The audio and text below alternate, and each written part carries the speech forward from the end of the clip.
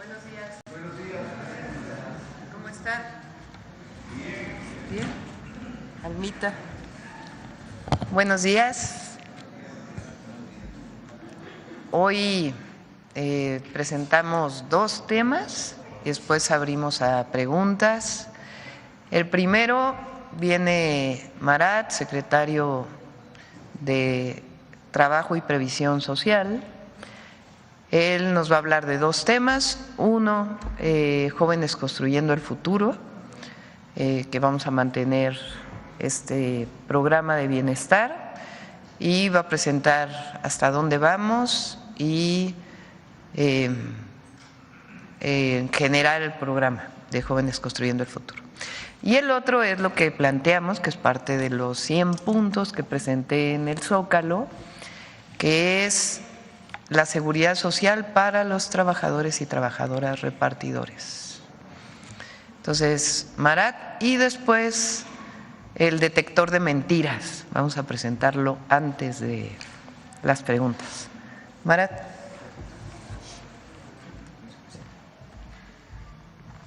Muy buenos días a todas y todos. Me da muchísimo gusto estar en esta mañanera del pueblo para, justamente atendiendo las instrucciones de la presidenta, presentar lo relativo al programa Jóvenes Construyendo el Futuro, con lo cual les pediría por favor que nos ayuden con la primera diapositiva.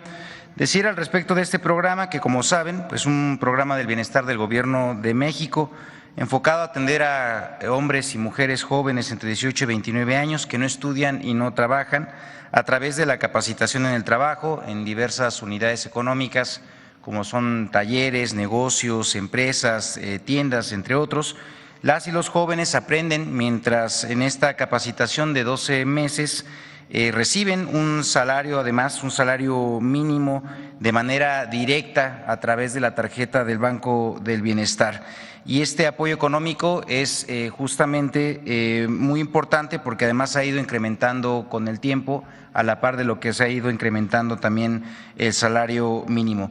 Y se suma a este apoyo el que se le da de la incorporación al seguro médico del IMSS para que los jóvenes a lo largo de esta capacitación, a lo largo de este año, puedan tener no solamente este derecho a la ocupación y al aprendizaje dentro de las unidades económicas, sino también a un seguro médico. Desde el año 2019, desde el inicio de su implementación, han participado 2.973.461 jóvenes, representando una inversión en la juventud sin precedentes en la historia de nuestro país, de más de 135,000, con ello la estrategia de pacificación del país. Asimismo, se destaca que 7 de cada 10 jóvenes que formaron parte del programa se encuentran ocupados posterior a su participación en él, ya sea con un empleo, con alguna ocupación productiva o también en el estudio. Y de igual manera es relevante señalar que 60% de las beneficiarias son mujeres. Con la siguiente, por favor. Como la presidenta también lo ha informado, Jóvenes Construyendo el Futuro se mantendrá como un programa para el bienestar del Gobierno de México, que además de ser materia de una de las reformas constitucionales en curso de revisión para establecerlo como un derecho a la juventud mexicana en el artículo 123 constitucional, pues también, como ya se ha mencionado, se va a hacer la incorporación de los nuevos jóvenes para el próximo año, haciendo una apertura, esto en el mes de diciembre, y comenzar así la incorporación para el año 2025, que se tiene estimada de 500,000 nuevos beneficiarios, nuevas beneficiarias. Esto va a representar en el año 2025 una inversión de 25,000 millones de pesos en este programa, con lo cual además lo vamos a complementar con una importante estrategia territorial para que podamos con ello llegar directamente a las comunidades donde los jóvenes así más lo requieren. Esto en cuanto al programa es cuanto, presidenta, y si ahora nos lo permiten pasaríamos a también abordar el tema relativo a la reforma a la Ley Federal de Trabajo sobre el trabajo en plataformas digitales. Esto, como saben, pues es un compromiso establecido por la presidenta de México para la atención de esta población, y decirles en ese sentido que para dimensionar el impacto, la siguiente por favor, el impacto de la iniciativa de reforma, tenemos que mencionar que según datos del Servicio de Administración Tributaria, cerca de 658,000 personas están empleadas a través de las plataformas digitales. De este universo, aproximadamente 272,000 personas trabajadoras, es decir, el 41% de ellas, logran ingresos equivalentes o superiores al salario mínimo mensual, lo que permite tener una estimación respecto al número de personas que podrían tener su fuente de ingresos principal o única a través de este tipo de trabajos. Siguiente, por favor.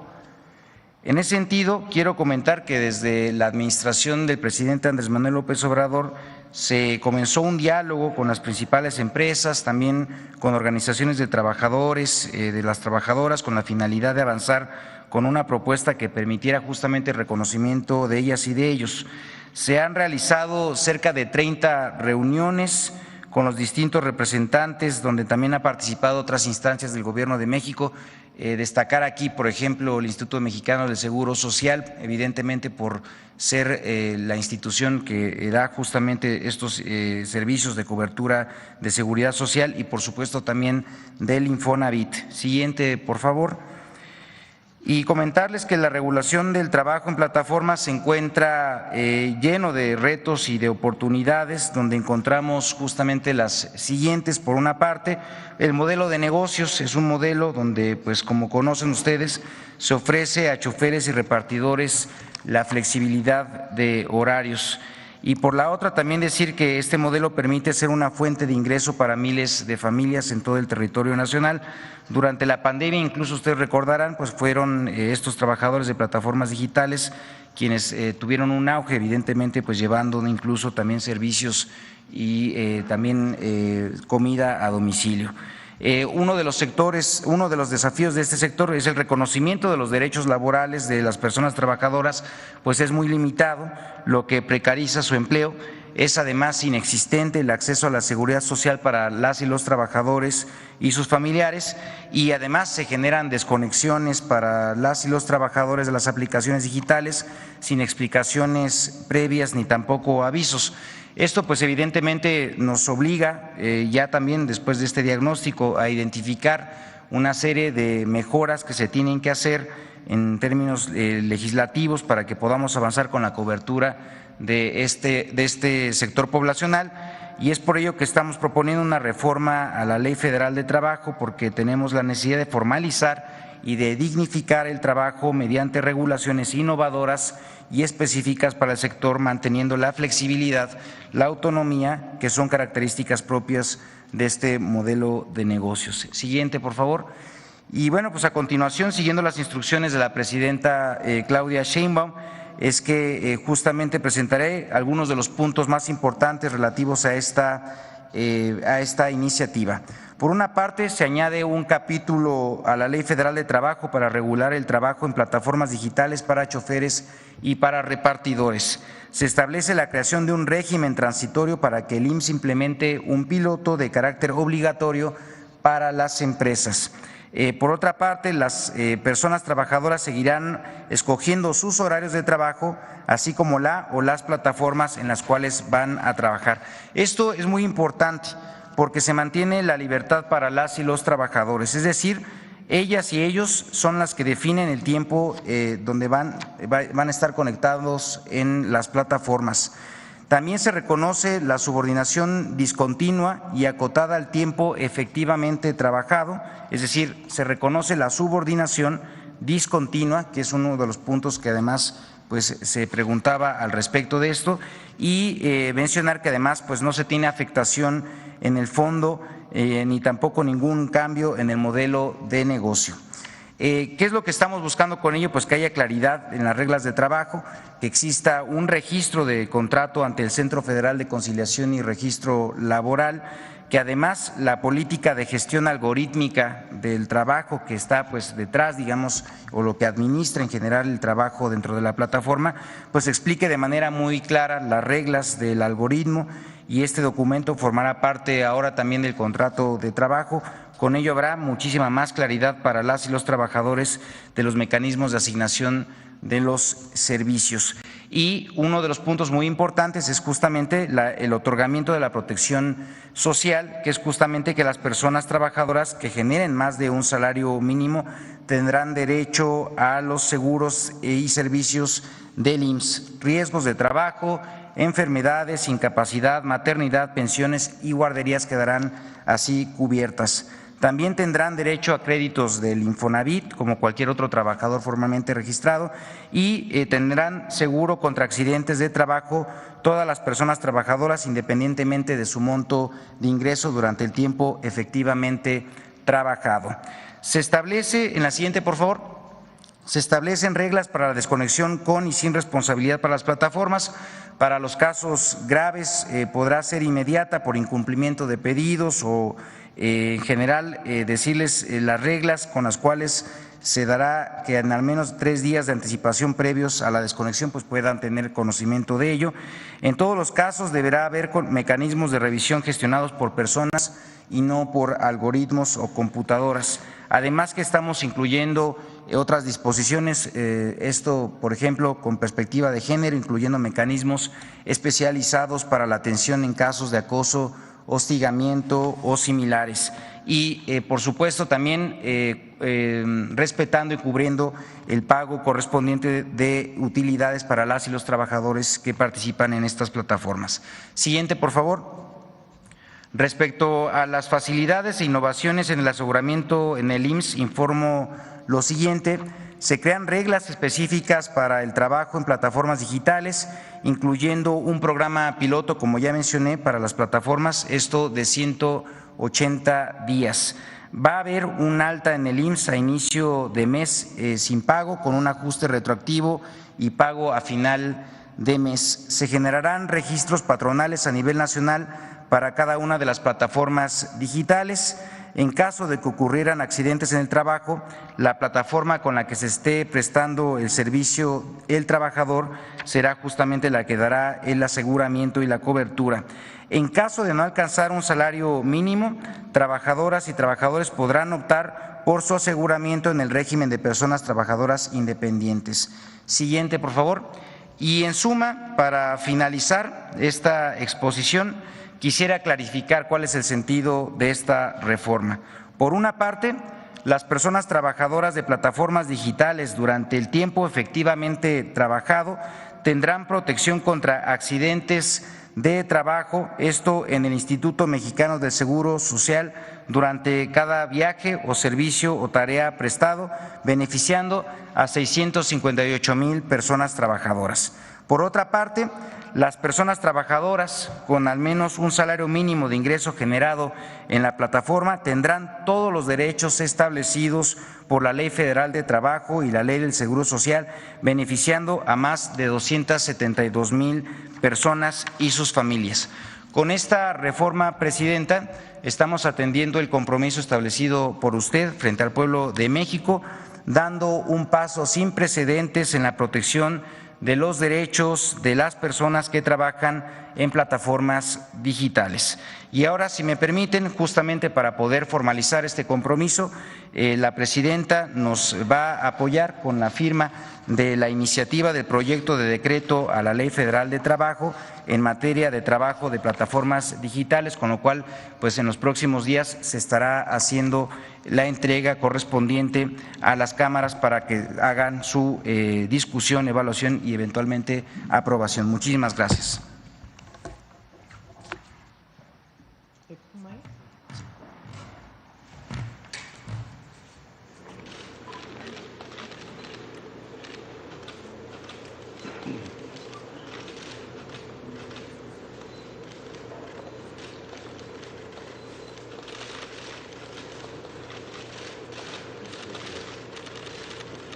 ¿Cuándo la presenta? ¿Otra vez? Bueno. ¿Cuándo la entrega? ¿Cuándo la presentas? Perdón, sí, justamente se va a hacer todos los procesos para que pues en estos días siguientes pueda ya ser presentada formalmente en la Cámara. Bueno, eso ya corresponderá eventualmente en diputados, va a ser Cámara de Diputados. Bien, pues muchísimas gracias. Permiso.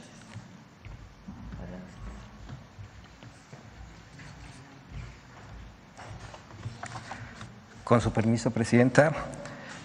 Buenos días a todas y todos. Comienzo la sección agradeciendo a las y los ciudadanos que enviaron al correo electrónico detectordementiras@infodemia.mx sus consultas sobre diversas noticias falsas que circularon en medios de comunicación, redes sociales y plataformas de mensajería. Incluso, y esto hay que destacarlo, hubo quienes enviaron el material para elaborar el desmentido, lo que significa que las y los ciudadanos identifican las mentiras y cotejan la información con fuentes confiables. Juntos luchamos contra la infodemia. Durante estos últimos días hubo una avalancha de mentiras y tergiversaciones para desacreditar el método de insaculación que utilizó el Senado de la República para seleccionar los cargos que se elegirán en la elección extraordinaria del Poder Judicial en 2025, como si este método fuera un mecanismo antidemocrático, desorganizado e improvisado, olvidando que la insaculación es un método usado para eliminar la discrecionalidad y opacidad. Por ejemplo, en marzo de 2023, en la última designación de los consejeros electorales del Instituto Nacional Electoral, la Cámara de Diputados recurrió a este mecanismo como lo estipula el artículo 41 de la Constitución. Además, el propio INE utiliza la insaculación como un procedimiento aleatorio e imparcial de selección de los ciudadanos que desempeñarán los cargos de funcionarios de casilla. Esta semana también circularon en redes sociales videos creados o alterados con inteligencia artificial. Como cualquier tecnología, esta no es buena ni mala por sí misma, sino hay quienes la utilizan para generar mentiras y desinformar a la sociedad, como hay quienes utilizan a los medios de comunicación y a las redes sociales para diseminar mentiras y discursos de odio. Vamos a ver el video del detector de mentiras de esta semana.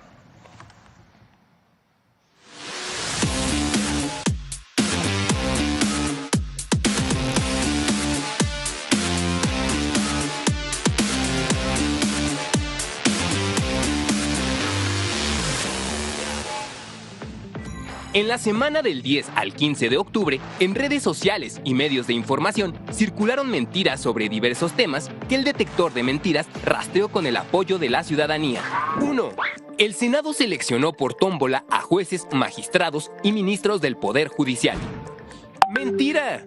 A través del proceso de insaculación realizado en el Senado el 12 de octubre, se seleccionó a la mitad de las magistraturas de circuito y juzgados de distrito a elegirse el 1 de junio de 2025. Es decir, solo se seleccionó a los puestos que se elegirán y no a las personas.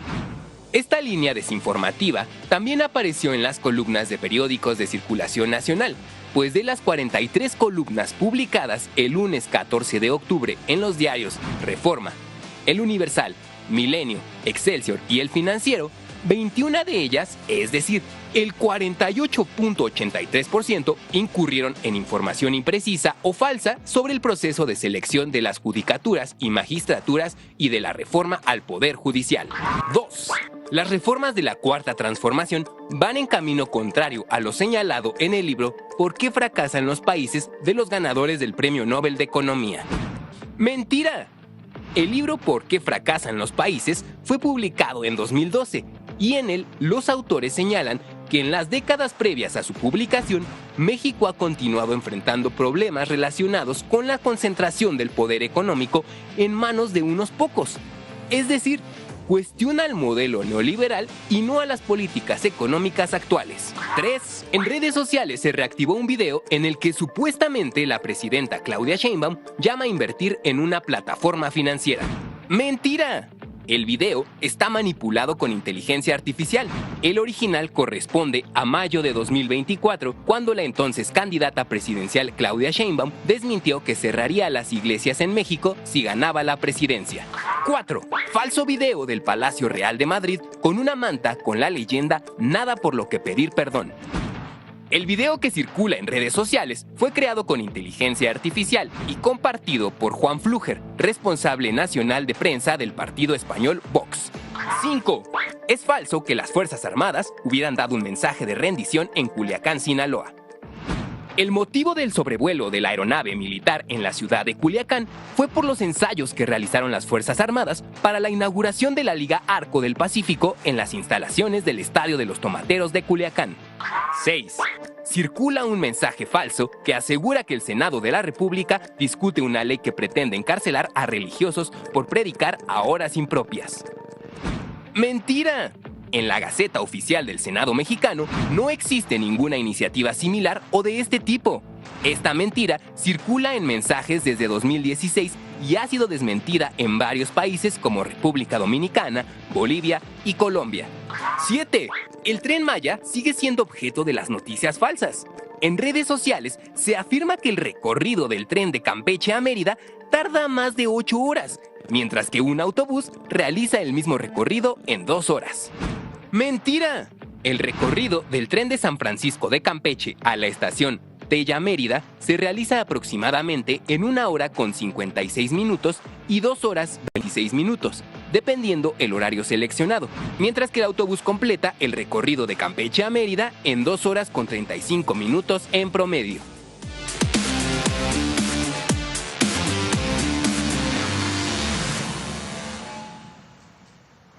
Antes de despedirme, reiterar que en Infodemia recibimos las solicitudes de desmentidos a través del correo electrónico detectordementiras@infodemia.mx. Muchas gracias y hasta el próximo miércoles, Presidenta. Bueno, nada más déjenme comentar sobre la iniciativa. Son 658,000, ¿verdad?, trabajadores y trabajadoras que están vinculadas con las plataformas digitales, quienes las hemos usado, quienes no conocen de ellas. Uno, a través de una plataforma digital en el teléfono, solicita un servicio, sea alimentación o que llevan productos de alguna tienda. Este trabajo, como todos sabemos, aumentó mucho en la pandemia. O sea, estamos hablando de 658,000 trabajadores y trabajadoras en el país. Las contrataciones de estas plataformas, que la mayoría son empresas transnacionales, la mayoría, aunque hay algunas que están vinculadas a algunas tiendas, generaron una forma de incorporar a los repartidores que no tiene nada que ver con la Ley Federal del Trabajo, en una manera de no reconocer las obligaciones que tiene un empleador con sus trabajadores. Entonces se contratan como socios que no son socios, solamente para evitar incorporar a las y los trabajadores a los derechos que deben de tener. Si fueran socios deberían de tener también reparto de utilidades. Entonces el objetivo es regular y permitir que las y los trabajadores repartidores tengan derechos amparados por la ley. Algunos trabajarán 2 horas al día, se reconoce eso, no necesitan trabajar tiempo completo. Algunos otros trabajarán 8 horas al día, algunos trabajan hasta más. Todo eso tiene que ser regulado. ¿Para qué? Para beneficio de las y los trabajadores. Esto no se hizo aislado, se trabajó por la Secretaría del Trabajo durante varios meses con las plataformas y con las y los trabajadores, y también con el IMSS, Infonavit. Entonces el objetivo de esta ley es que tengan derechos, que tengan derecho al reparto de utilidades, que tengan derecho a ser atendidos en el Seguro Social si tienen un accidente, que tengan derecho a seguridad social si trabajan tiempo completo. Entonces estamos mejorando las condiciones de vida de las y los trabajadores repartidores en México. Entonces es algo muy importante, casi en ningún país existe esto, pero es algo obligatorio y es parte de lo que nosotros concebimos en la Cuarta Transformación. No puede haber un esquema de trabajo que esté fuera de la ley, tienen que incorporarse necesariamente a la Ley Federal del Trabajo. Entonces esto es, y es muy bueno. Al mismo tiempo, Jóvenes Construyendo el Futuro va a seguir incluso va a pasar a la Constitución, ya va avanzado en el Congreso y pues tiene el objetivo de seguir atendiendo a las y a los jóvenes. Durante todo el periodo neoliberal se hablaba de la palabra oportunidad, que el joven tenga oportunidad de trabajar, que el joven tenga oportunidad o la joven de tener acceso a la escuela. Lo que nosotros concebimos es que son derechos a los que debe tener acceso una o un joven. Que quede atrás el nini, que quede atrás la palabra rechazado como parte del pasado que no queremos que vuelva, y que las y los jóvenes mexicanos tengan acceso al derecho a la educación, al derecho a la salud, al derecho al trabajo. Y por eso Jóvenes Construyendo el Futuro va a seguir. Entonces son dos temas muy importantes y ahora sí pasamos a las preguntas. Bueno, primera fila creo. A ver acá.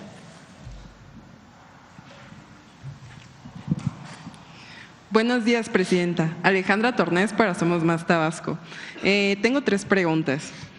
Presidenta, uno de los temas que preocupa mucho y tiene que ver con la atención a las causas de inseguridad es el acceso a programas de prevención y tratamiento de adicciones. En este sentido, Presidenta, preguntarle, ¿cuál considera que serán los principales retos en su administración en materia de atención a los jóvenes y en la lucha contra las adicciones? Es la primera. La segunda, sobre el decreto que existe de la eliminación gradual del uso de glifosato en México, preguntarle, ¿sigue vigente? ¿Cuál sería la ruta en su administración sobre este tema? Y por último, Presidenta, si pudiera informar, se dio a conocer que estará en Tabasco el viernes. ¿Así es? Y si nos pudiera adelantar algo sobre ello.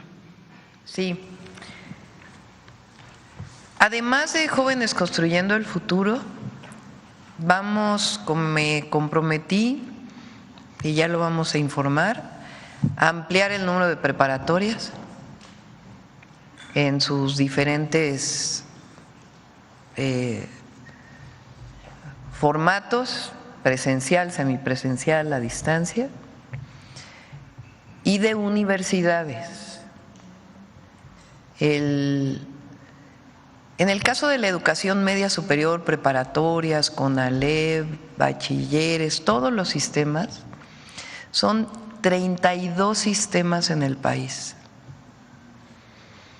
federales y estatales.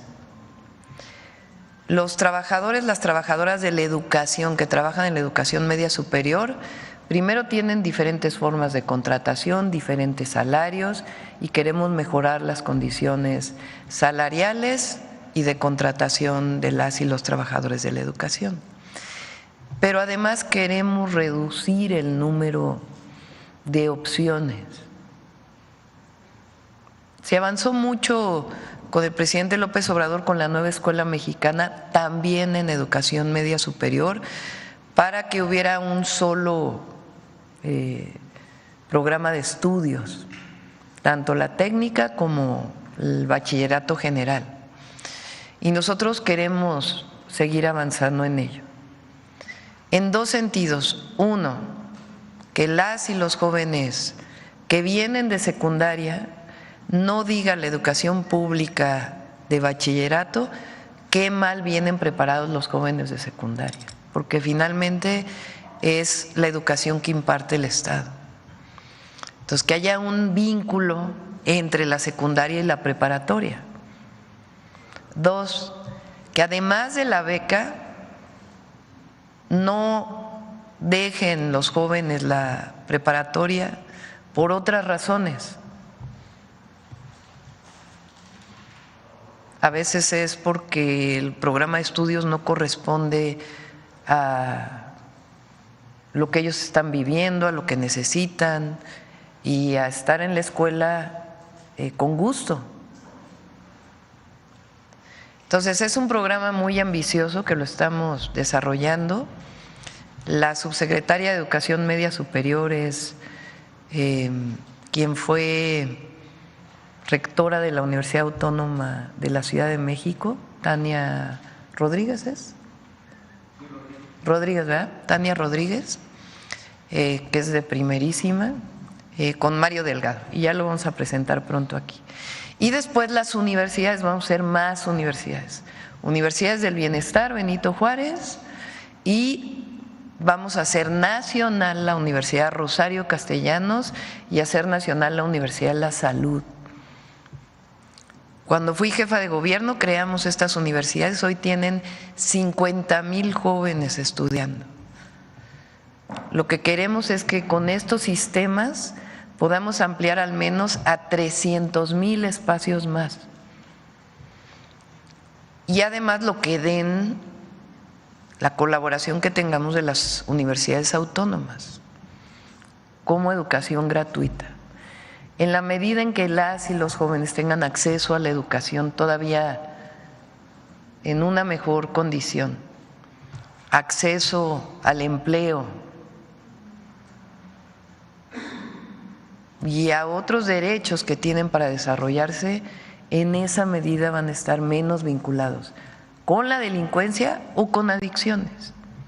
Y además el programa de difusión, comunicación, formación, capacitación contra las drogas, particularmente las drogas químicas, va a continuar, lo vamos a seguir fortaleciendo. Entonces, todo ello pues es un programa dirigido a las y a los jóvenes. Presentamos hace 2 días el programa de vivienda, que tiene un componente también para las y los jóvenes.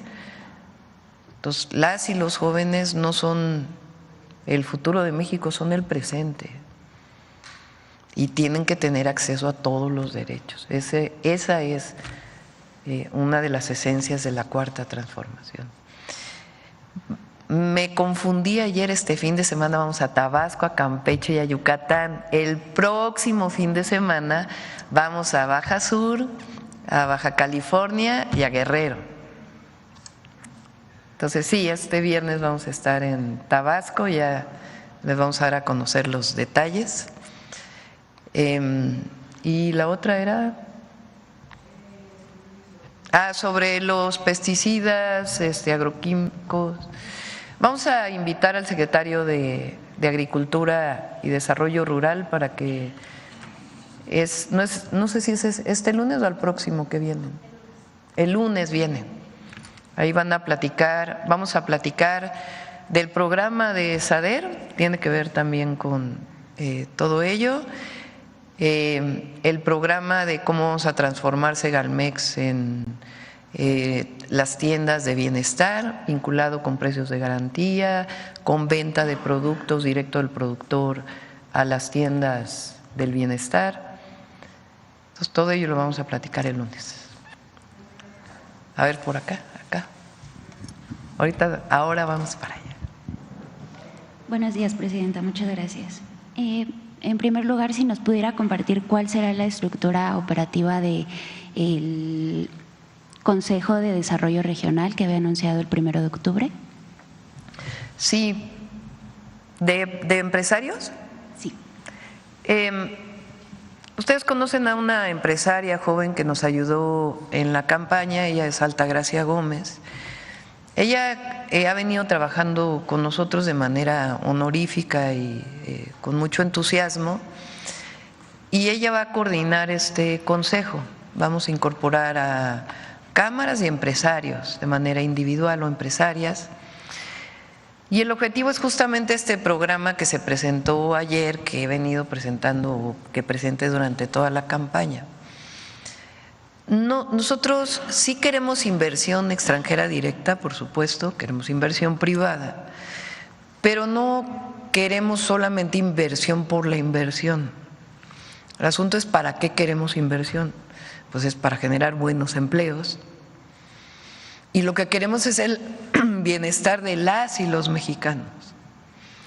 Entonces, ¿cómo ordenamos esa inversión a partir de incentivos y de un programa nacional que tenga que ver con el Programa Nacional de Energía, con el Programa Nacional Hídrico o con el Plan Nacional, con todos los planes nacionales que de acuerdo a la Ley de Planeación tiene que desarrollar el gobierno? Entonces, el objetivo es decir, ¿en dónde es mejor que invierta una empresa que utiliza mucha agua? pues no en los lugares donde no hay agua, sino en los lugares donde hay acceso al agua, como fue el caso de Constellation Brands con el presidente López Obrador, que se iba a poner en Mexicali, cuando Mexicali es una de las zonas del país con mayor estrés hídrico o menos posibilidad de tener agua, y se movió de ahí, se puso en Veracruz, donde hay agua y está a un año de inaugurarse. Ese es el objetivo, que la relocalización de las empresas que viene por el tratado, que se está dando por el tratado, tenga una orientación de desarrollo regional, que las viviendas que vamos a construir pues estén vinculadas a los centros de trabajo. Entonces, todo ello, pues la idea es hacer un consejo con empresarios nacionales, con la Cámara de Comercio de Estados Unidos, que estuvo ayer en la reunión, y que se haga este programa que llamamos de polos de bienestar. El presidente creó 12 polos de bienestar en el sur-sureste, que van desarrollándose y que le vamos a dar seguimiento. Y nosotros estamos con un modelo similar, en donde queremos que se creen 100 parques industriales en el país para los próximos 6 años. ¿En dónde van a tener la energía, dónde van a tener el agua, cómo las y los trabajadores que trabajen ahí van a tener acceso a la vivienda? Todo ello es parte de este estrategia, más que plan, estrategia de desarrollo regional, y va a coordinar Altagracia Gómez. Muchas gracias, presidenta. Como segundo tema, en Revista Fortuna publicamos que en algunas dependencias como la Secretaría de Hacienda se presentó un fenómeno de puertas giratorias, es decir, que funcionarios de esta dependencia se fueron a trabajar a una empresa proveedora de servicios de asesoría financiera, porque la Suprema Corte de Justicia de la Nación declaró inconstitucional una de las disposiciones de la Ley de Autoridad Republicana que prohibía a funcionarios públicos ir a trabajar a empresas privadas, porque esto representa un conflicto de interés, al menos durante 10 años. ¿No se debería insistir desde el Congreso en dejar claro que por el bien del pueblo las puertas giratorias están prohibidas, presidenta? Sí, y ahora viene, no se olviden, porque ahora viene más completo el que nadie pueda ganar más que la presidenta. Entonces, la reforma está en la Cámara de Diputados, tiene que aprobarse y tiene que estar en la Constitución.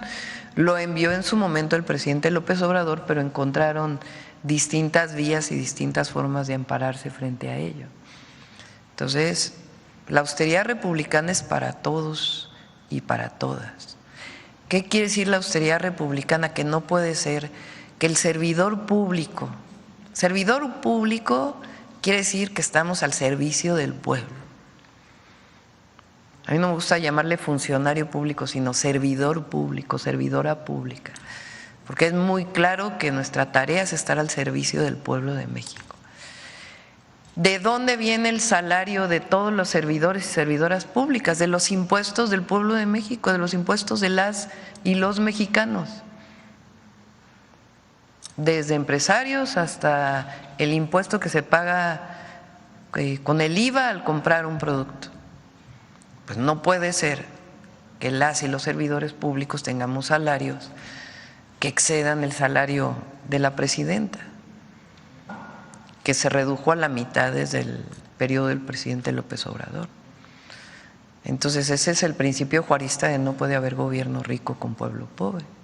Y al mismo tiempo vamos a revisar nuevamente para que no haya otros casos como el de Zedillo, que privatizó los ferrocarriles. Hubo empresas que se vieron beneficiadas de esa privatización, sale del gobierno y se va a trabajar a la empresa que se vio beneficiada con la privatización. O Iberdrola, que no sabemos cuál es la relación de Calderón con Iberdrola en su momento. Entonces eso no puede ser, es conflicto de interés. Tú no puedes beneficiar a una empresa siendo servidor público para que después te contrate con sueldos millonarios. Entonces esos conflictos de interés quedaron en el pasado, eso es lo que llamamos la separación del poder político del poder económico. Entonces sí lo vamos a revisar. Muchas gracias, presidenta. Almita, a ver, vamos con las mujeres primero.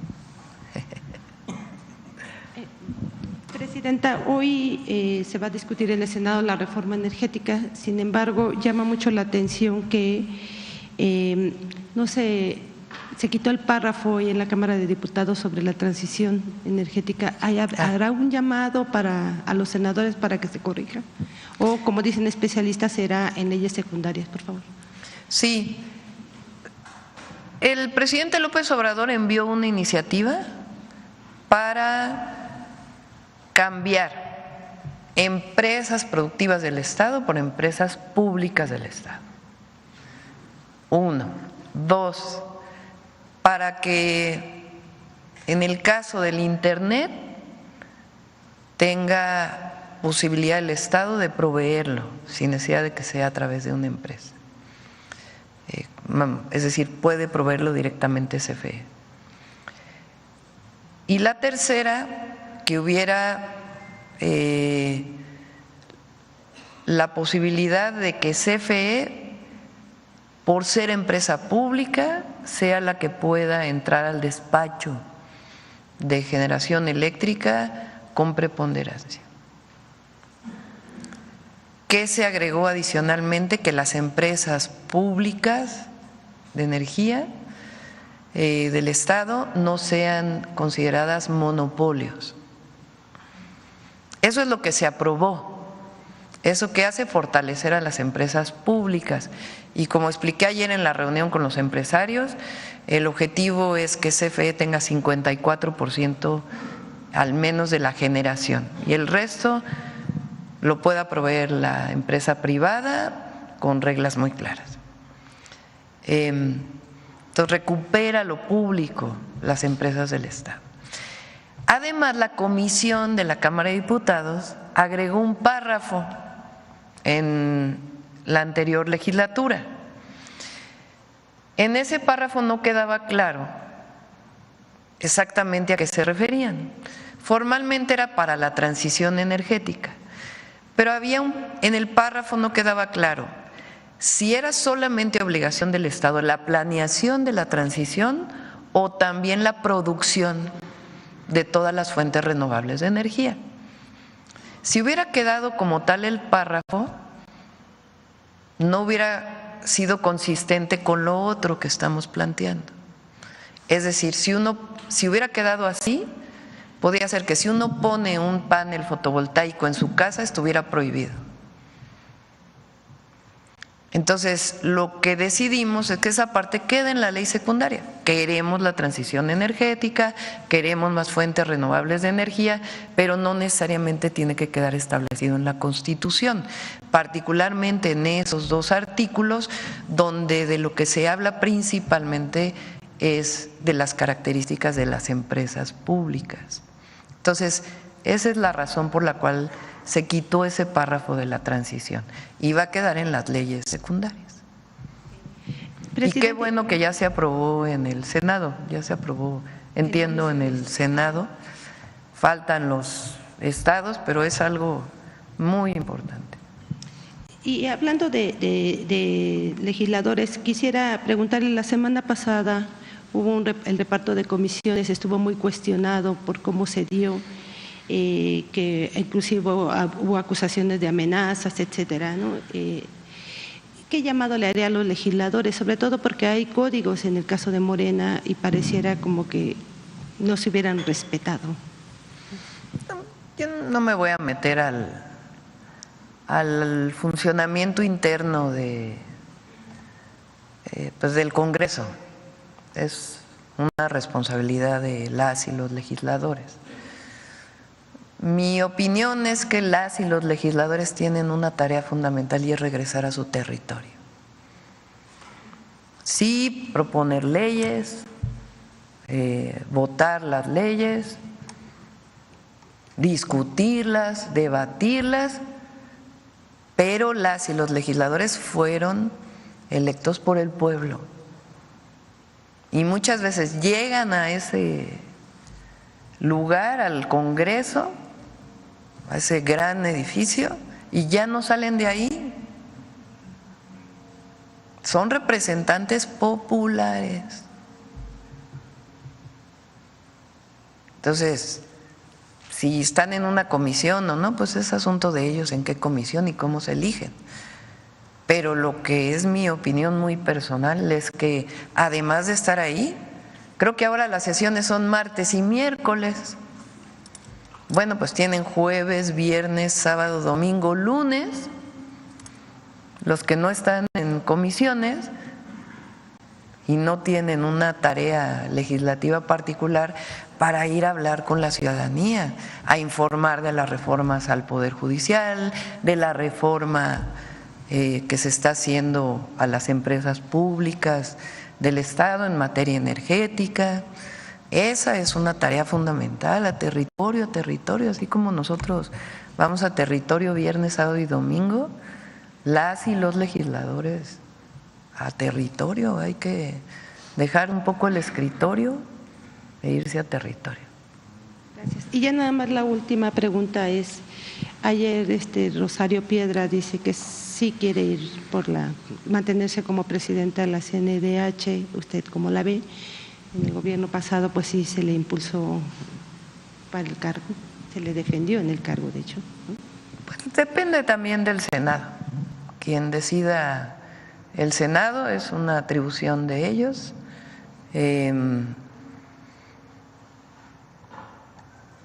Y quien ellos vayan a decidir, creo que están por abrir la convocatoria y pues ellos tendrán que decidir. Rosario pues es de alguna manera un símbolo por ser hija de doña Rosario Ibarra de Piedra. Doña Rosario, alguna vez le platiqué que cuando yo estudié en el CCH Sur y cuando tenía 15 años, hace ya un buen rato,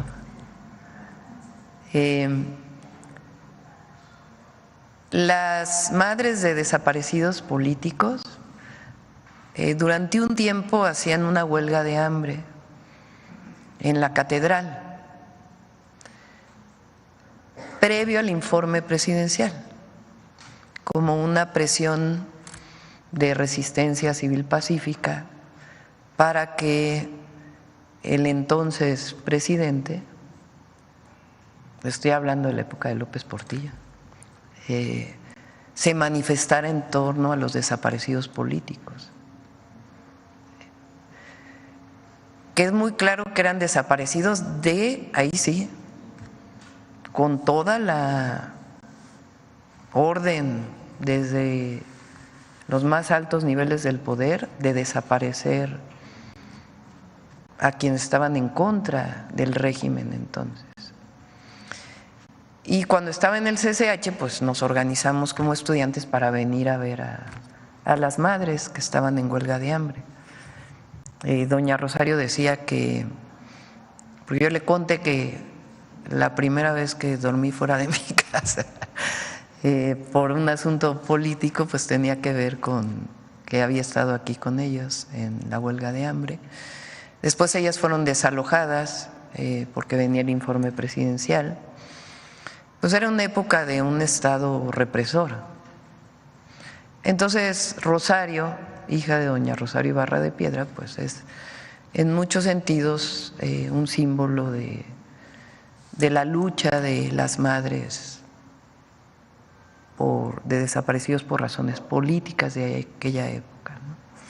Entonces pues tiene todo nuestro reconocimiento y respeto, pero ya la decisión de quién va a ser la presidenta o el presidente de la Comisión Nacional de Derechos Humanos pues le corresponde al Senado de la República.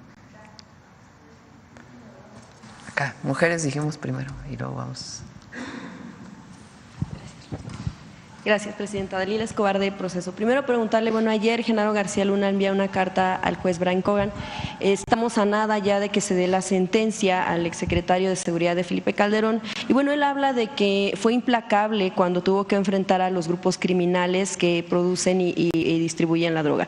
También, incluso, bueno, en parte de esta carta, que fueron 5 hojas, dijo que México todavía hablaba en presente con el expresidente López Obrador, estaba viviendo una especie de convulsión por el desmantelamiento del Poder Judicial, que incluso se dedicaba el expresidente a perseguir a quienes no eran afines a él o a quienes en realidad eran sus detractores no políticos. También, bueno, aborda la negativa del diálogo con Estados Unidos y pidió la consideración del juez en torno a que se tomen en cuenta la sentencia, porque él asegura que desde el gobierno se enviaron pruebas falsas en su contra, que además se utilizó el testimonio de un criminal y otro tipo de situaciones en su contra.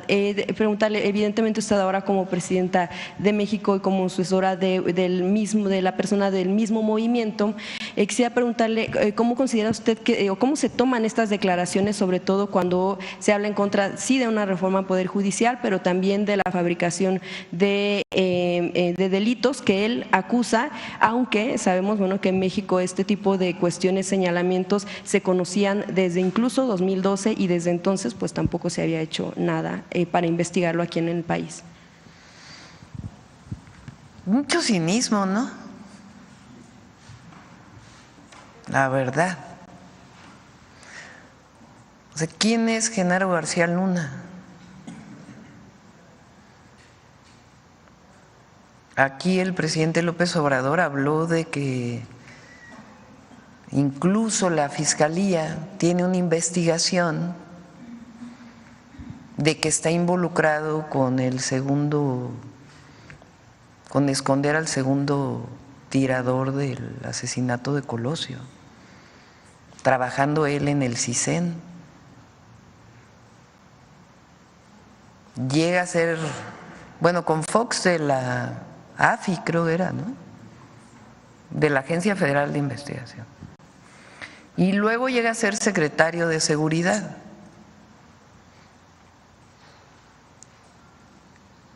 Y un jurado en Estados Unidos, o sea, una fiscalía de Estados Unidos y un jurado de Estados Unidos, da pruebas de su vínculo con el narcotráfico y de los beneficios que él tuvo por estar vinculado con el narcotráfico.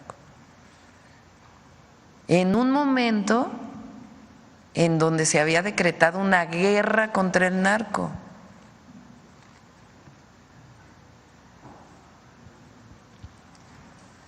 Entonces, ¿qué tiene que ver eso con la reforma al Poder Judicial? ¿O quién es García Luna? ¿Qué autoridad moral tiene para hablar de lo que está pasando en México y lo que decidió el pueblo de México?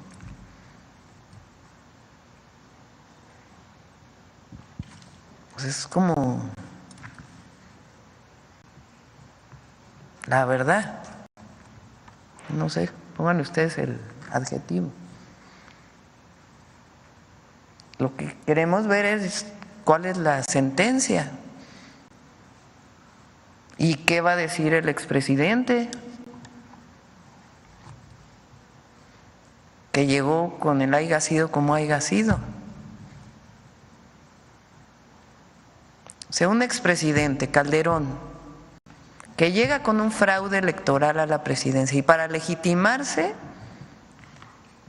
decreta una guerra contra el narco. Y pone como responsable de la guerra contra el narco, pues vamos a ver la sentencia de hoy, ¿no? Pues a un narco.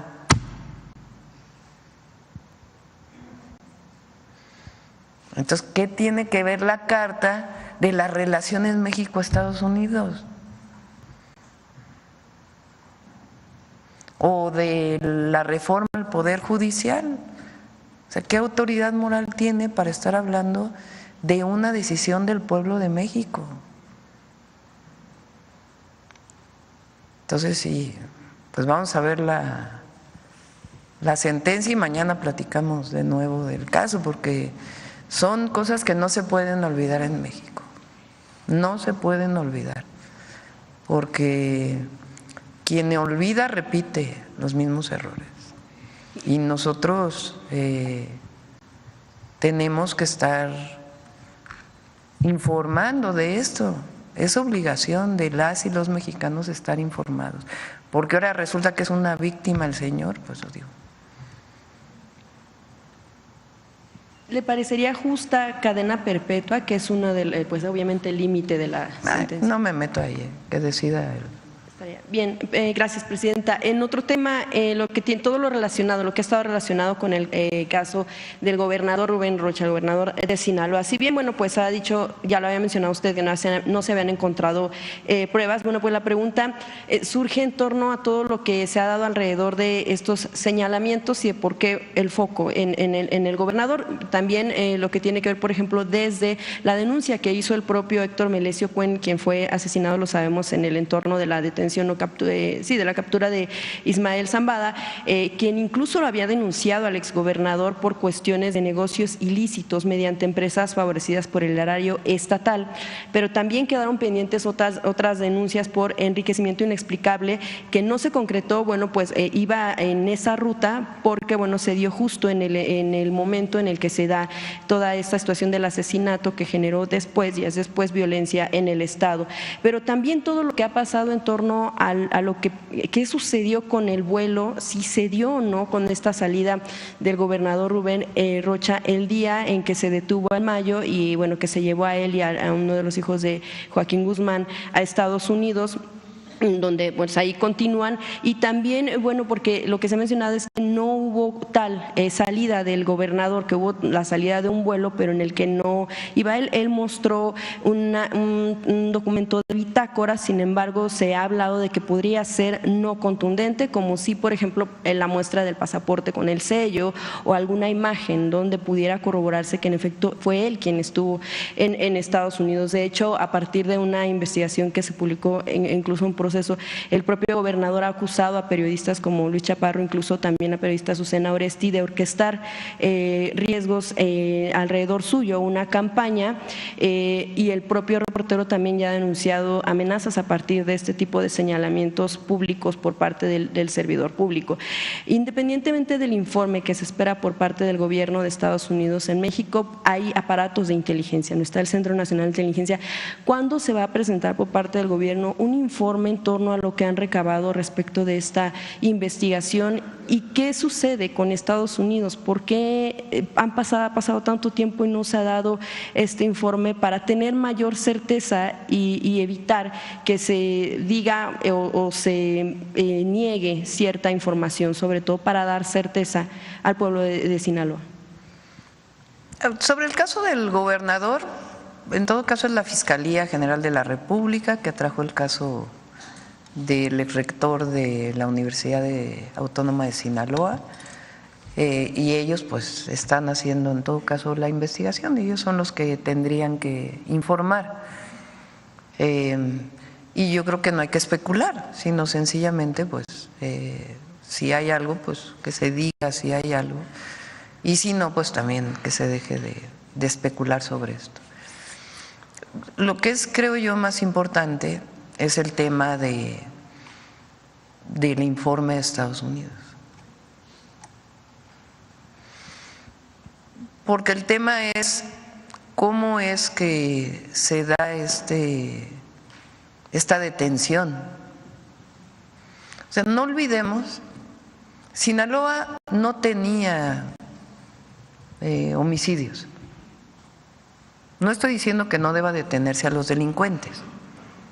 En eso todos estamos de acuerdo, que quien delinque debe de haber cero impunidad. Pero veamos qué pasa. Sinaloa prácticamente no tenía homicidios.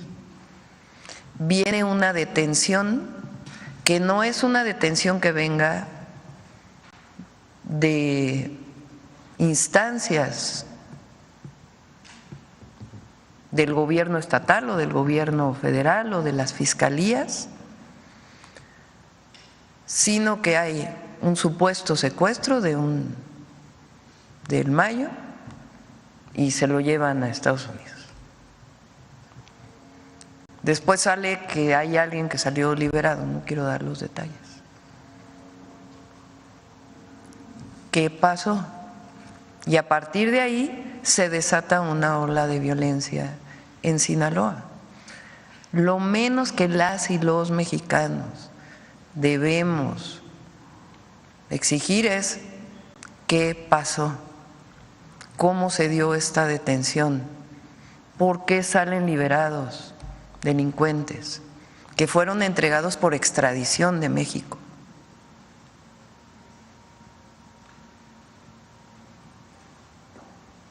Entonces, eso sigue, o sea, que se dé toda la información.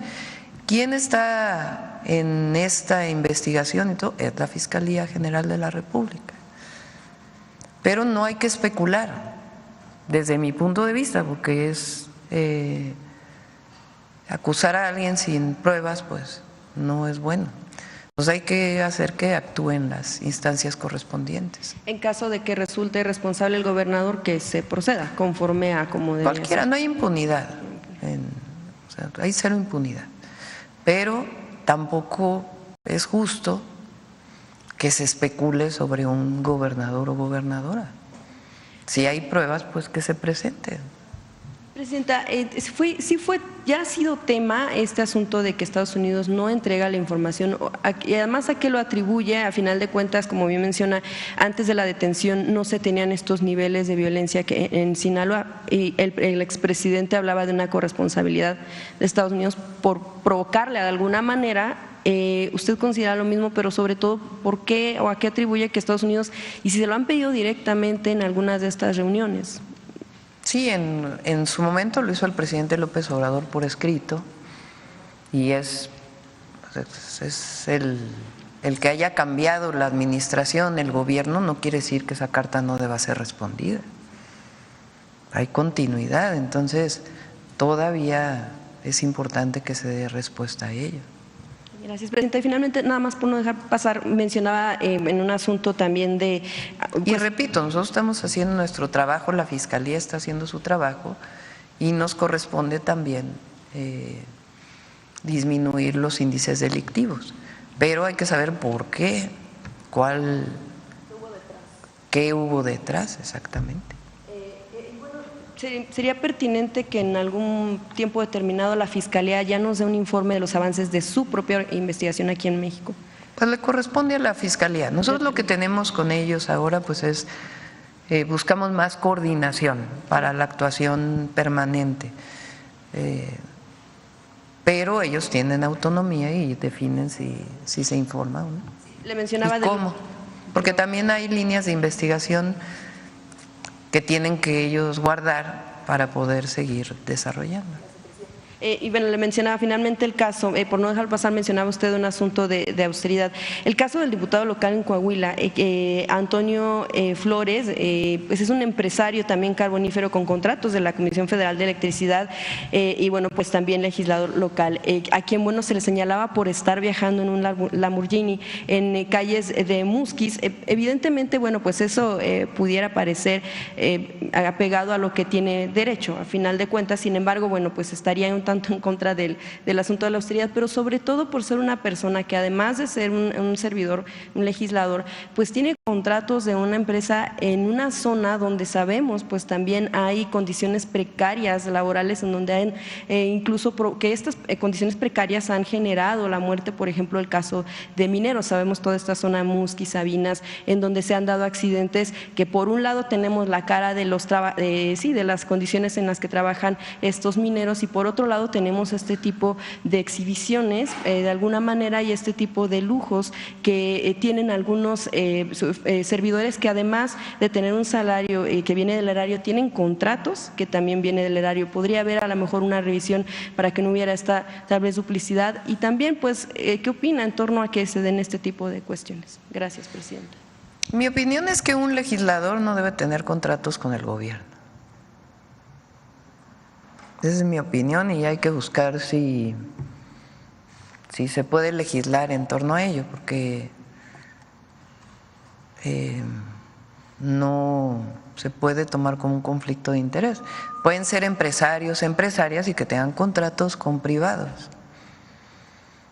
pero no creo que un legislador o legisladora deba tener contratos con gobierno. Incluso lo planteé para algunos casos de en su momento de Morena, que había empresarios y yo dije, bueno, a ver, se separan de su empresa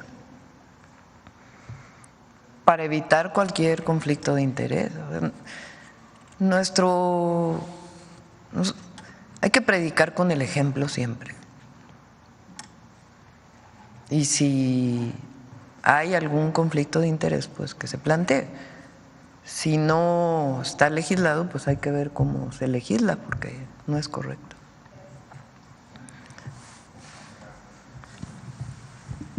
Muchas gracias, Presidenta. Julio Mar Gómez, de Sin Puntos ni Comas y la Agencia de Medios Digitales del Pacífico.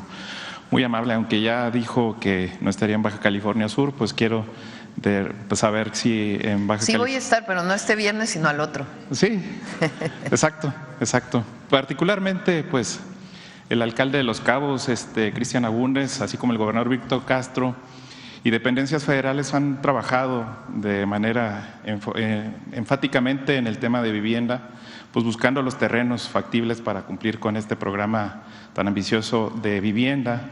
Y podría, así que si ya me dijo que es el próximo viernes, precisar qué temas tratará, si será de vivienda, si será sobre la desaladora de agua, y también pues si habrá algún otro tema, o en sí incluso a qué municipio visitará en el estado.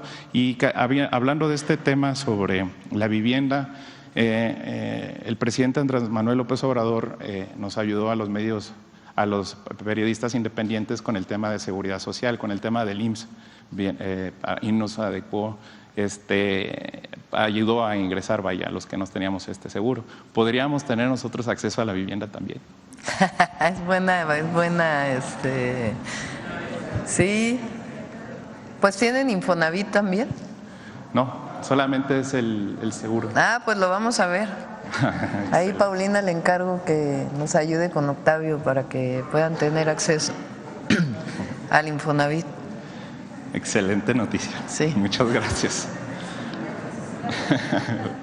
Muchas gracias, Presidenta. En otro tema, pues ayer se comentó sobre las inversiones de las empresas estadounidenses en beneficio a la economía. Tan buena noticia que quedó pendiente la otra pregunta.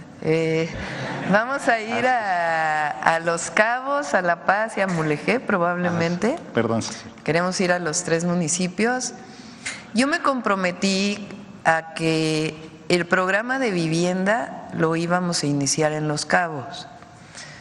Si ustedes van a Los Cabos, hay una realidad muy triste que el presidente López Obrador avanzó muchísimo en muchísimas cosas, pero es tal el rezago de todo el periodo neoliberal que hay muchos temas que todavía evidentemente faltan.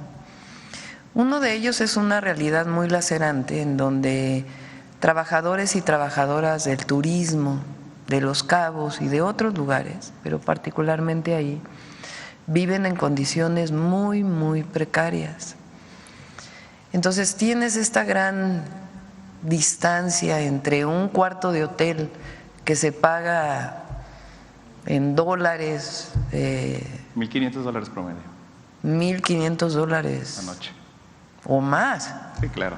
Porque hay hoteles en Los Cabos y cerca que son muchísimo más. Y del aeropuerto a la zona hotelera, pues vas viendo una cantidad de viviendas muy, muy precarias. Y eso pues es injusto. Entonces, ya tiene meses, y eso fue con la autorización del presidente López Obrador, ya como presidenta electa, que desde SEDATU se está haciendo un censo para todas esas viviendas, dónde trabajan, desde cuándo viven ahí, y la idea es poderle brindar una vivienda digna a todas esas trabajadoras y trabajadores. Entonces lo vamos a ir a anunciar allá a Los Cabos, están encontrando si hay terrenos federales o estatales y si no, lo que significaría la adquisición de un predio para poder construir vivienda. Muchas gracias. Sí, a mí también se me pasó, disculpe. Es que Bueno, en el siguiente tema, Presidenta, exactamente como es muy buena noticia la de ayer, pues las empresas estadounidenses, en beneficio a la economía y el bienestar de México, pues en medio del desarrollo de este diálogo que CEO que se realizó, pues ¿qué comentario podría decirnos sobre pues la manifestación de los empleados del Poder Judicial que insisten y persisten en esta situación? Y pues con la visita del embajador y estos diálogos tan importantes que mejoran la economía del país, pues preguntarle si se despausó ya la relación con el embajador de Estados Unidos y si fuera de este acuerdo, llegó a un acuerdo que no fuera económico, hablando de otro tema el día de ayer. Sí, fue una muy buena reunión. Ayer les mencioné, y además es la razón por la cual es la reforma al Poder Judicial. Se ha estado diciendo por muchos comentócratas y adversarios que el objetivo de la reforma al Poder Judicial es que la presidenta o que Morena tenga control sobre el Poder Judicial. Entonces, lo que les dije ayer es lo que he dicho en otras ocasiones.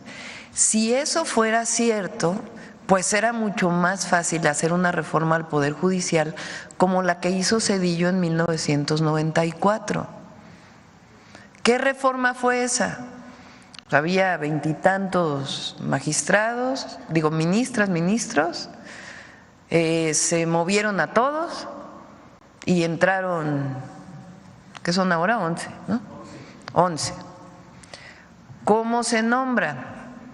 Por la mayoría calificada del Senado, y si no hay mayoría calificada, directamente por la presidenta o el presidente. Entonces, hubiéramos hecho una reforma igual, a ver, se van todos los ministros actuales y la presidenta va a nombrar a los 11 nuevos, porque tenemos mayoría calificada como movimiento político, y si no, de todas maneras, pues la presidenta nombra. Entonces, ¿para qué hacer una votación popular de jueces, magistrados y ministros si el objetivo es que la presidenta tenga control sobre la Suprema Corte? Entonces, eso se los mencioné ayer, les dije, no, el objetivo es que se acabe la corrupción en el Poder Judicial. Por ahí ayer lo comenté. El informe de la ministra presidenta, de su propuesta que presentó del nepotismo. Para quienes nos escuchan, ¿qué es nepotismo? Que familiares directos trabajen en el Poder Judicial. Este es el informe de la ministra Piña, que sacó antes de que entráramos nosotros, en septiembre creo. 37.4% de relaciones familiares en órganos jurisdiccionales, reconocido por ella.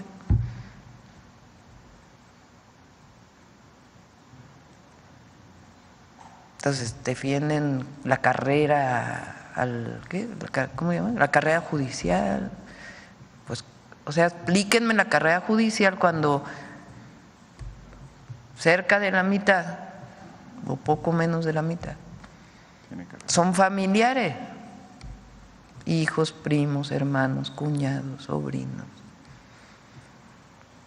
Si a eso le agregamos todas las arbitrariedades que se han cometido en los pasados 6 años, que tienen que ver con liberaciones de delincuentes, que tienen que ver con no pago de impuestos, que tienen que ver con amparos que no corresponden con la justicia. Si a eso le agregamos que el mexicana de a pie le es muy difícil tener acceso a la justicia. Pues, ¿qué queremos entre todas y todos los mexicanos? Un verdadero poder judicial que esté al servicio del pueblo y de la nación y de los intereses particulares, o no llamamos, de los derechos particulares que están en todo caso en conflicto. Entonces, ayer se los dije, ¿qué queremos? Pues un sistema, un poder judicial que esté al servicio de la nación. Y también les dije, toda mi vida luché por la democracia, no llegamos a la presidencia a ser autoritarios. Si nosotros creemos en la democracia, en las libertades, nosotros hemos sido los que luchamos por el México que se está construyendo. Entonces, todo eso abiertamente se les planteó y también dijimos, queremos que continúe el tratado, queremos que se invierta en México, las inversiones en México van a estar seguras, va a haber certidumbre de todo tipo. Entonces, y también dije, vamos a seguir dialogando siempre. Si no estamos de acuerdo en algo, pues también se vale, para eso es la democracia. Pero seguir con este diálogo. Entonces planteamos, por ejemplo, una mesa de trabajo sobre relocalización, una mesa de trabajo sobre inseguridad en carreteras, que es un tema que plantearon, una mesa de trabajo sobre cruces fronterizos, porque México ha avanzado mucho en los cruces fronterizos y del otro lado de la frontera se ha avanzado muy poco. Entonces fue muy bueno porque es una relación honesta, franca y al mismo tiempo pues saben que nosotros lo que queremos es que siga habiendo inversiones en México y que las inversiones de los inversionistas extranjeros están protegidas en nuestro país. ¿Y sobre la despausada con el embajador? ¿O sigue pausada? No, se están reuniendo a través del secretario de Relaciones Exteriores, que fue lo que planteamos. Ya tuvieron una reunión, han tenido varias reuniones y la idea es que, me decían que además es una norma establecida, que la relación con cualquier país y en particular con Estados Unidos, pues quien coordina esa relación es el secretario de Relaciones Exteriores. Entonces, si se quiere hablar con el secretario del Trabajo, pues a través de la Secretaría de Relaciones Exteriores se dice, pues queremos hablar del trabajo, sobre el tema del tratado y estos temas, y pues con gusto se reúnen ambos países. Muy bien, gracias, Presidenta. Bueno, el pasado viernes los paisanos migrantes se manifestaron afuera del edificio del Consulado General de Nueva York para exigir el relevo de Jorge Isla. A su vez lanzaron una convocatoria para recopilar firmas y celebrar su destitución, convocatoria que han recopilado pocos más de 1,000 firmas, pues que aseguran los paisanos que no hay méritos propios para que Jorge Isla reciba tal designación, debido a que sus indiferencias con la comunidad de migrantes en Nueva York ha sido bastante fuerte y que esperan que sea escuchado por usted o el canciller Juan Ramón de la Fuente. Esa es una denuncia que nos llega de paisanos. Sí, migrantes. le encargué al canciller que lo revise. Vi estas denuncias, solicitudes y pues hay que revisarlo. Qué tanto es así, qué tanto no. Pero que sepan nuestras paisanas y paisanos que lo que queremos es fortalecer los consulados para la atención, para su atención. Muchas gracias, Entonces, Presidente. lo vamos a hacer. Gracias. Acá. Sonora otra vez por acá. Sí, gracias, Presidenta. Demián Duarte, de Sonora Power.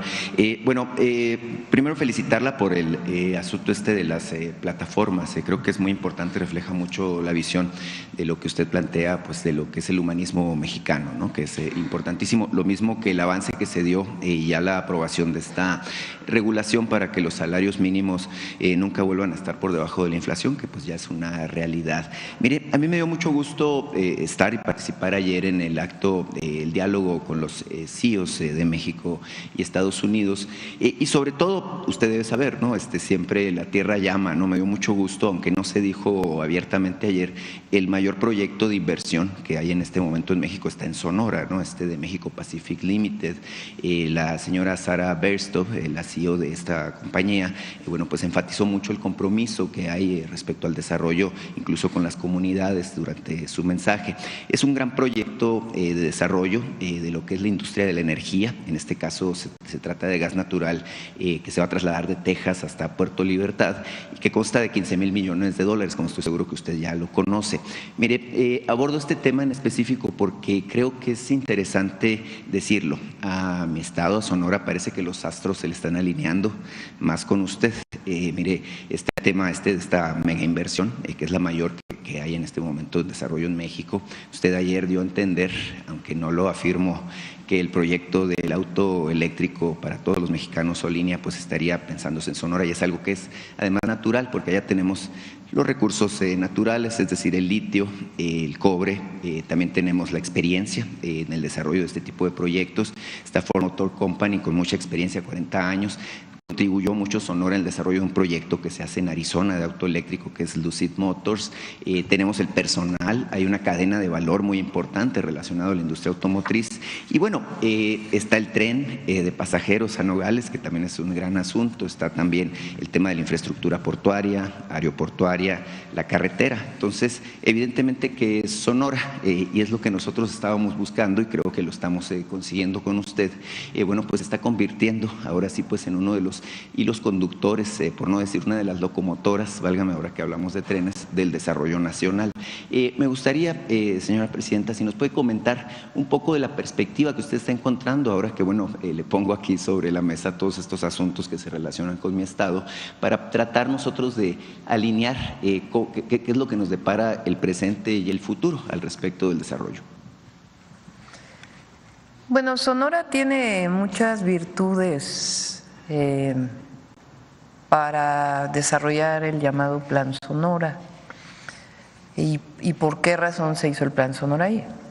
Sus recursos naturales, obviamente su pueblo, su gente, y tiene la posibilidad de desarrollar esta cadena de producción desde los semiconductores hasta la producción de los vehículos eléctricos.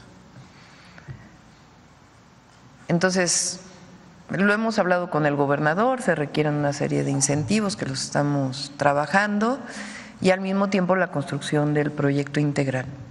Tiene litio, obviamente, tiene cobre, y además está el puerto de Guaymas, que ya inició con el presidente Andrés Manuel López Obrador y su desarrollo. ¿Y qué vamos a hacer nosotros? Además de seguir apoyando en este sentido más obras de infraestructura. Entonces está el ferrocarril, está las carreteras, la de Bavispe a Nuevo Casas Grandes, que va a permitir que haya comunicación hasta Ciudad Juárez. Está la carretera que inició de Guaymas a Chihuahua, que la vamos a seguir ampliando, y algunas otras obras de infraestructura que son importantes. Ya se hicieron obras en la frontera para generación eléctrica, se hizo también vinculado con Baja California la nueva línea de alta tensión que permite el sistema interconectado nacional. Entonces, pues ya podemos, si quieren, un día invitamos al gobernador y hablamos del Plan Sonora con todas sus virtudes. Claro, cómo no. En este contexto se habla de polos de bienestar y bueno, yo vi la proyección que tenían y Sonora venía considerado de manera importante, muy en específico nuestra zona fronteriza, Nogales, San Luis Río Colorado, Agua Prieta, pero también el caso de Hermosillo, Guaymas, Ciudad Obregón. Hay una inquietud ya de hace algunos años en Sonora de buscar la oportunidad de establecer una suerte de corredor industrial con ciertos incentivos. justamente para propiciar esto de lo que estamos hablando, ¿no? Se piensa en el corredor Nogales hasta Cajeme, pasando por Hermosillo y Guaymas, justamente para identificar esta cadena de valor, por ejemplo, relacionada con la industria automotriz. Es preguntarle, Presidenta, si es posible o si está sobre la mesa esta cuestión de encontrar estos polos. Se habla de 10 parques industriales en específico para Sonora, de los 100 que usted está proyectando. Y bueno, ¿qué tipo de incentivos pudiéramos estar pensando que se pueden dar al caso de Sonora como estado además fronterizo? Si quieren, repito, sea en Sonora o aquí, presentamos todo el plan Sonora, desde infraestructura hasta el desarrollo de los parques industriales y todo lo que estamos planteando. Estamos considerando también un proyecto de agua que desde hace tiempo se tiene para suministrar de agua a Hermosillo.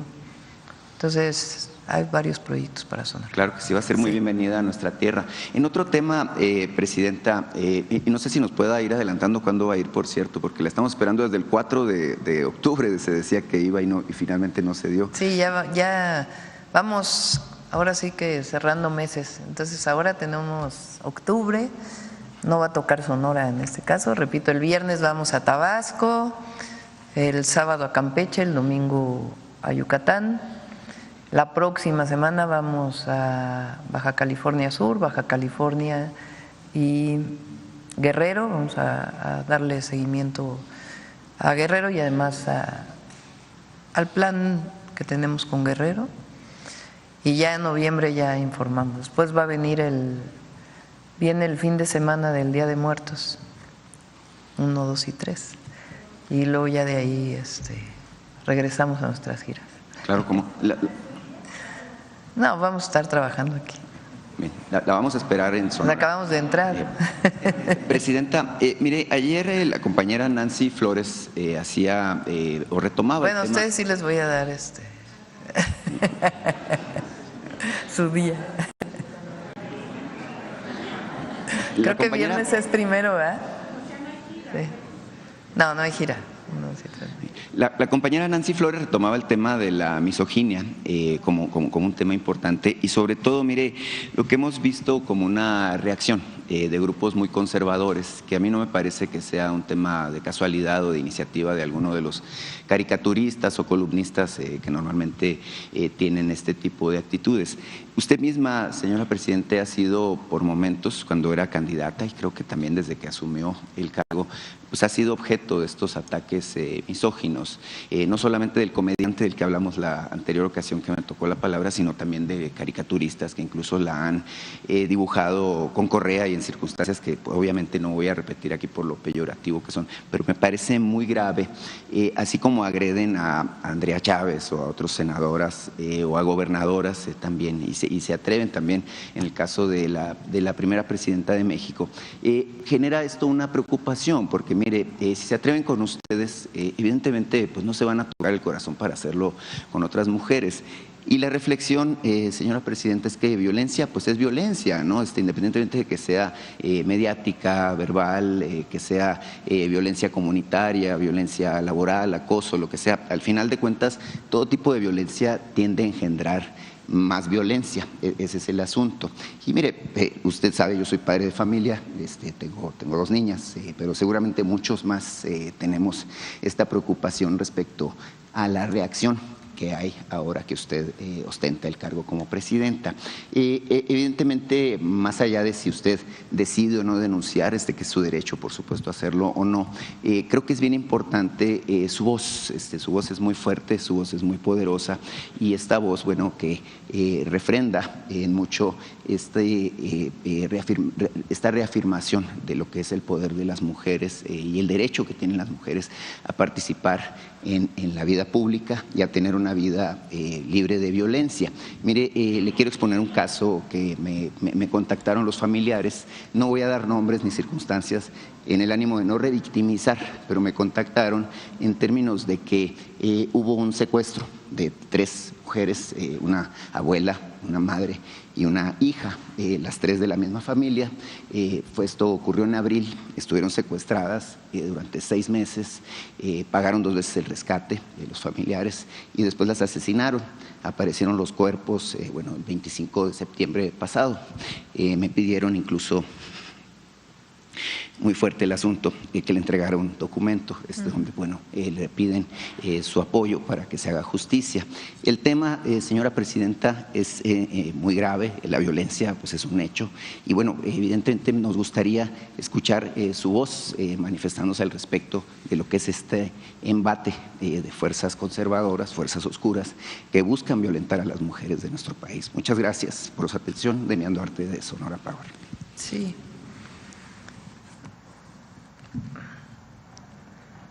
Vamos a separar los temas porque cada uno tiene su magnitud, su complejidad y su propia problemática. ¿Cuál es el problema de esta crítica en redes sociales, esta ofensiva, esta ofensa, vamos a llamarla así, contra la senadora Andrea Chávez? Que no tiene que ver con su actuación política, sino se fueron a un tema personal, íntimo, en una violencia que no es justificable. Distinto es, más allá de si hay alguna misoginia o no, que es condenable, cuando es un tema político expresado en una imagen. El problema aquí es que no tenía nada que ver con sus posiciones políticas, con su posicionamiento, sino con un tema absolutamente personal y con su cuerpo. Y eso debe denunciarse. Hombres y mujeres, no solo las mujeres.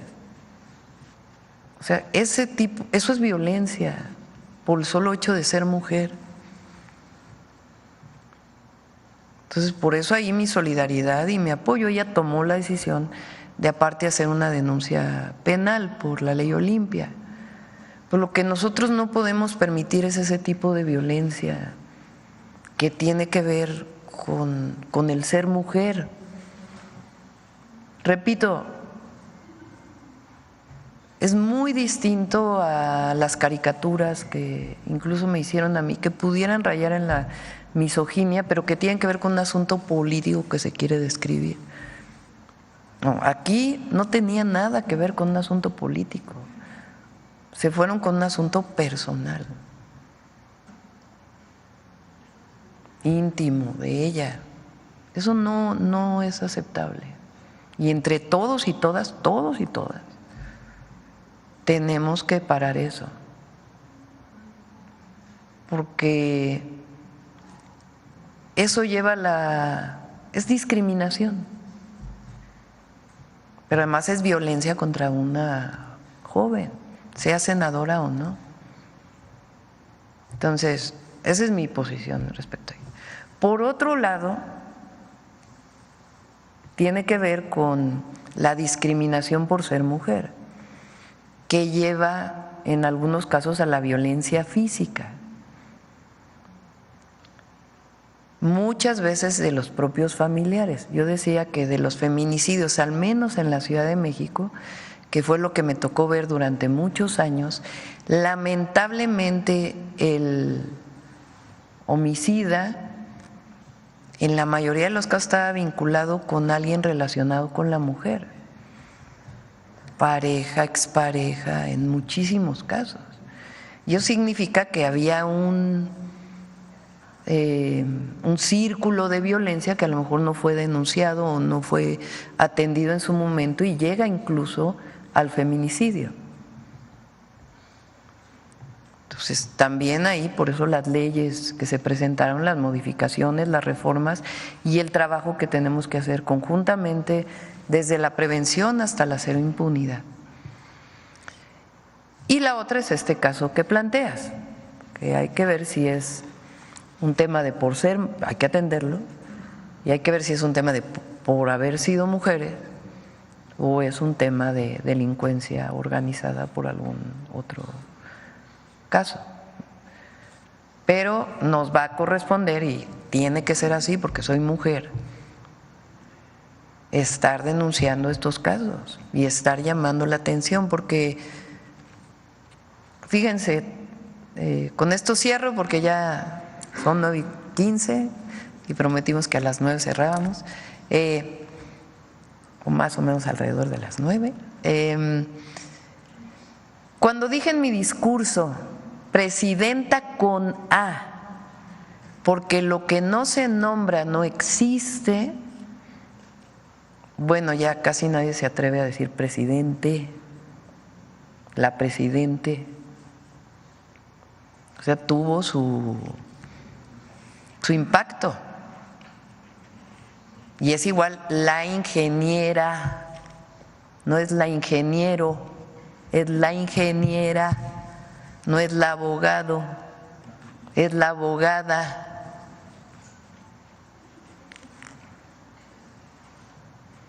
Entonces, así como eso, vamos a seguir insistiendo todo el tiempo que me permite el pueblo de México estar en este lugar, atendiendo la violencia contra las mujeres, sea en dichos, sea en redes sociales, denunciándola aquí. Este es un espacio muy importante y también de reivindicación, porque no solamente es eso, por eso el jueves lo dedicamos a las heroínas de la patria, unas que conocemos y otras que no conocemos tanto. Bueno, cerramos aquí. Gracias a todas y a todos. Nos vemos mañana. Gracias.